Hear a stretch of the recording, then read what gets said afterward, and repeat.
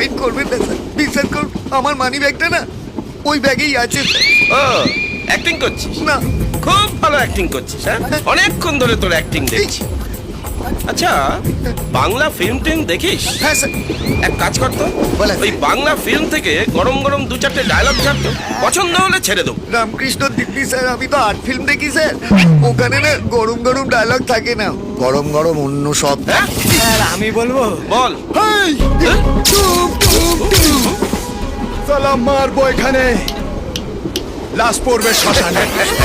মিঠুন দা, মিঠুন চক্রবর্তী আমার বাবা। 1000 টাকা দে। কেন স্যার? মিঠুন চক্রবর্তী তোর বাবা, তুই তো বড় লোকের ছেলে। মাল ছাড়, মাল ছাড়। আমার কাছে টাকা নেই স্যার।